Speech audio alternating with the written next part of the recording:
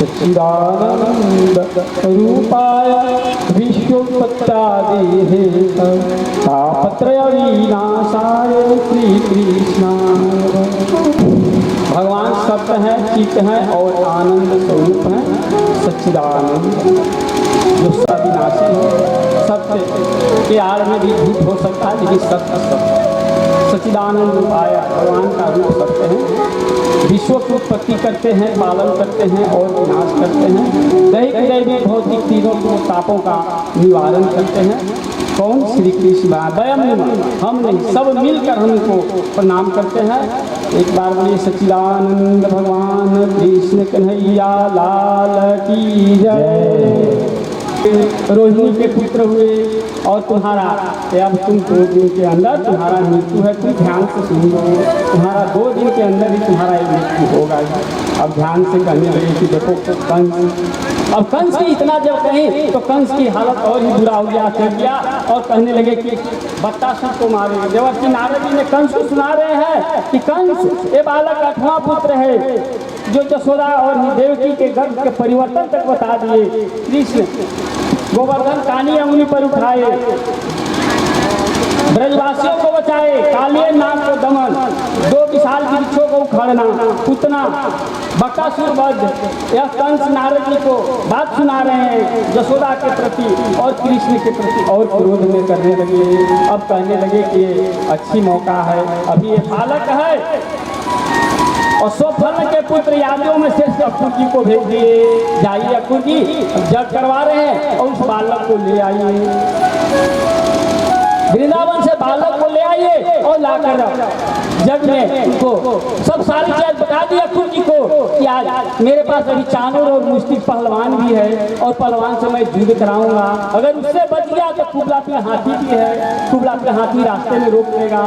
बत्तासुर को भेज दिए कि जाओ, जैसे ही वो आएगा बलराम और कृष्ण तो तुम रास्ते में उसको मार देना। उससे अगर बच के आ गया तो हमारा हाथी मार, अगर उससे ही बच के आ गया तो मेरा चानूर और मुस्तिक मार।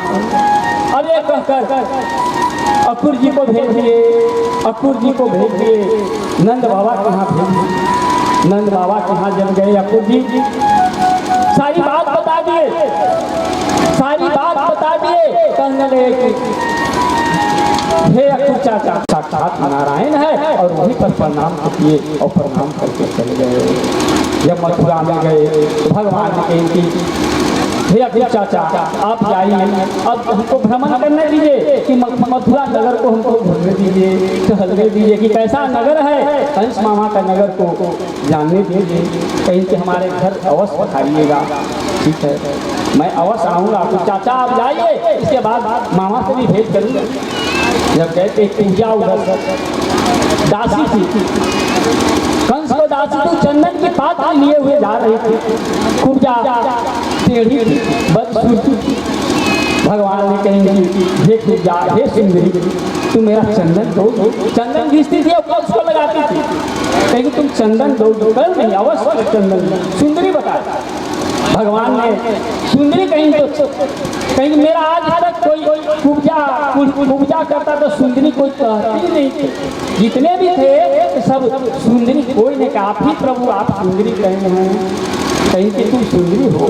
सुंदरी इसीलिए भगवान कहते हैं वो अगले रामावतार में वही सुपनेखा थी जो सुंदर रूप लेके गई थी भगवान से विनती करने कि हमको शादी कर लगे, तो हम उसको नाक और कान काटे। इसीलिए भगवान ने उसको पूजा को सुंदरी कही। सुंदरी कुबड़ी थी, भगवान ने पंजे से अपना पैर दबाए गए, सीधे खड़े हो जाओ। सुंदरी खड़ी हो गई, पूजा खड़ी हो गई और सुंदर रूप ले ली। कहीं कि हे प्रभु आप मेरे दर्शन दीजिए, कहीं अवश्य दर्शन दूंगा। और दर्शन करने के लिए वचन दे के चले गए। फिर दोबारा दर्शन किए। कभी कंस मामा से भेंट करना है ना।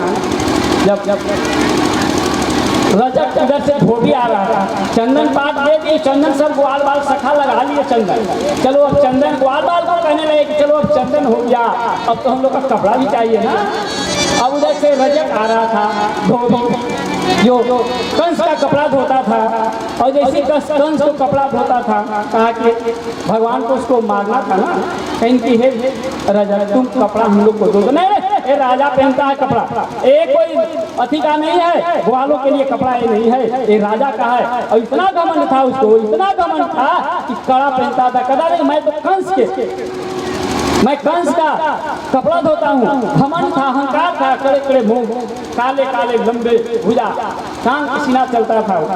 एक ग्वाल सखा को, चलो कपड़ा ले, ग्वाल सखा को गिरा दिए तो भगवान का दुख हुआ और भगवान ने उसे उद्धार कर दिए। कपड़े सब ले लिए, कहे ऐसे देगा ही नहीं, उद्धार कर दिए और उसको उद्धार कर दिए। अब गए कि कपड़ा तो हो गया लेकिन फिटिंग नहीं है, फिटिंग तो होना चाहिए।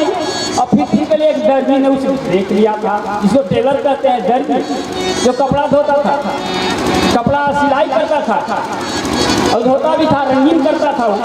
कहीं कि देखो भाई हम लोग का कपड़ा धो के इसको रंगीन कर दो, अभी कपड़ा धो के रंगीन कर दो और इसको फिटिंग कर दो। बोला कि 8-10 को टेलर लगाए और फटाफट एक फिटिंग कर दिए। वो देखा मेरे पास पैसा नहीं है, बोला कि पैसा की कोई जरूरत है, प्रभु दृश्य देख लिया, रजक को मारते हुए इस दृश्य को देख लिया था, थर कांप रहा था, जल्दी फिटिंग कर दिया। कहीं चलो अब तो फिटिंग हो गया, मेरे पास कपड़ा भी हो गया, चंदन हो गया, लेकिन माला भी तो चाहिए ना। अब माला के लिए चले गए कहाँ, माली की यहाँ। और माली कहेंगे कि हे माली हम लोग का माला बना दो, कंस मामा के यहाँ जाना है, माला बना दी। कहीं क्या प्रभु आपको माला बनाऊँ, माला ने बना दिए। और माला 10-15 वो जितने भी ग्वाल सखा थे सबको ही माला पहना दिए। और जैसे ही माला पहनाई गई कि चलो अब तो हम लोग का माला हो गया, चंदन हो गया, कपड़े भी हो गया, राजा का चलो कंस मामा के पास कहीं दर्शन करते हैं। हाँ सखा, हाँ सखा, क्योंकि जो भगवान करते थे वही कृष्ण भगवान को करते थे, वही सखा लोग करते थे। चले जैसी द्वार पर गए तो कुबला का नामक हाथी था। ताकि महावत तुम हाथी को हटा लो, अगर तुम नहीं हटाएगा तो हाथी से ही तुम्हारे मार दूंगा, तुमको भी मार दूंगा, हाथी को भी मार दूंगा। जैसे ही कहीं भगवान तो मतवाला किया हुआ था, उस शराब मंदिरा पी के मस्त था। और कंस ने ही रखा था कि जाओ कृष्ण और बलराम आएगा तो तुम वो भी दबा देना। अब कृष्ण बलराम आएगा तो तुम वो भी दबा देना, मार देना। जैसे ही भगवान ने कही कि हाथी से ही तो मार दूंगा, तो वो जाकर और क्रोध बढ़ा दिया हाथी को। और जैसे ही क्रोध बढ़ा भगवान को तुरंत धूल से दबा लिए, और भगवान को धूल से दबा लिए और दबा कर वो पकड़ लिए। लेकिन भगवान छुड़ा लिए और छुड़ा के पूछ पकड़ लिए और पूछ पकड़ के उसको पटक दिए, धड़ाम से पटक दिए, हाथी से उनको मार दिए और दांत दबा लिए, चल दिए। कंस मामा के पास जब गए तो चानूर और मुष्टि ताल ठोकते हुए आया, क्या वो लड़ना है? जब तो कहाँ था, कहा कि मुझसे युद्ध करना है, हे ग्वाला, हे कृष्ण, हे बलराम, अब युद्ध मुझसे करोगे।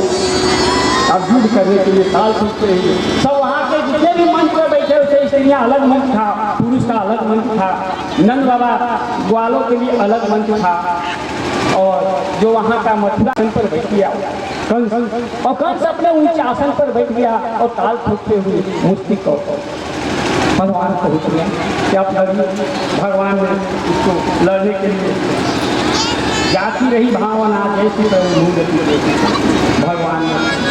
भगवान ने चानूर के साथ युद्ध किए और मूर्ति के बलराम भैया के साथ करने लगे।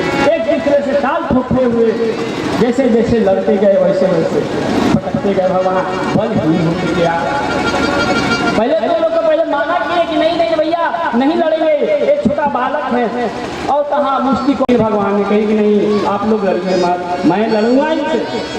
और जोर से युद्ध होने लगा। जैसे ही भगवान ने धीरे धीरे पटकते गए, पटकते हाथी से पटकते साल था, हाथी जैसा विशाल था, चानूर और मुष्टि। अरे भगवान बालक हाथी जैसा विशाल था। पटकते पटकते भगवान ने मार दिए मृदंग, और जैसे मारे तो मृदंग और कंस ऊंचे आसन पर बैठा हुआ था। और इधर कृष्ण की जय हो, बाल सखा ने उछलने लगे, कृष्ण की जय हो, कृष्ण की जय हो। सारे कंस मृदंग बंद करवा दिए और कहा कि मैं लड़ूंगा, जाओ पापी कंस को। पापी कंस ने कहा कि आज मथुरा के जितने भी सब बंदी बना लो, बाल सखा के भी बंदी बना लो और नंद को ही बंदी बना लो। और बंदी बना को एक कारागार में डाल दो। भगवान ने गए, जब इतना बात कहे तो भगवान ने उसके आसन पर गए और आसन से खींच के ले आए और लड़ते लड़ते उनका दोनों को प्राण निकल गया, उनको प्राण मुक्ति दे दिया। मुक्ति देना ही धर्म की जय हो, अधर्म का नाश हो, प्राणियों में सद्भावना हो, गौ माता की जय। नाश करना था उनको, नाश के लिए उद्धार करके और उद्धार करके और चले। श्याम के नाम बिना रे मूरख, श्याम के नाम बिना,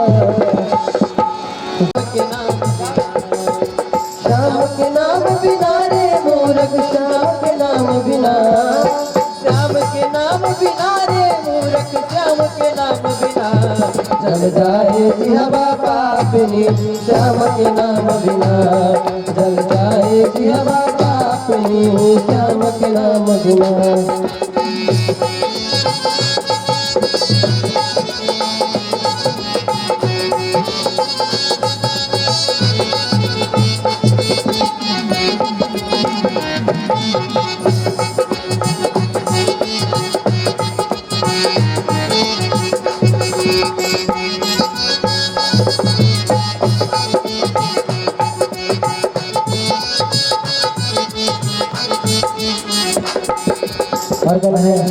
पंछी पंख बिना, बिच्छू डंक बिना, आरती शंख बिना रे मूरख, आरती शंख बिना रे मूरख, आरती शंख बिना, गणित अंक बिना, कमल पंख बिना, निशमय अंक बिना रे मूरख, निशमय अंक बिना।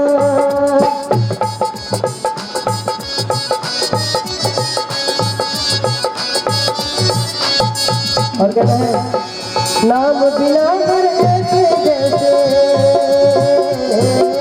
नाम बिना घर ऐसे जैसे, अस्वल राम बिना, जल जाए जिहवा पापनी, श्याम के नाम बिना, जल जाए जिहवा पापनी, श्याम के नाम बिना।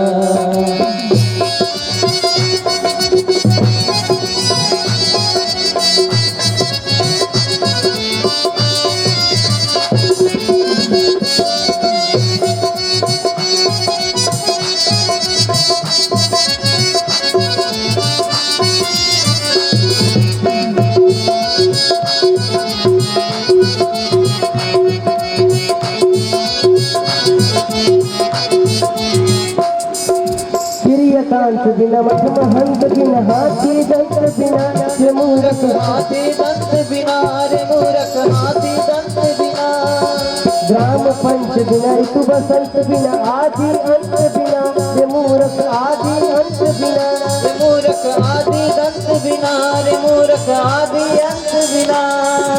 मोर कहे बेकार नाचना, मोर कहे बेकार नाचना, जीव घन श्याम बिना, जल जाए जिहवा पापनी, राम के नाम बिना, जल जाए जिहवा पापनी, श्याम के नाम बिना, श्याम के नाम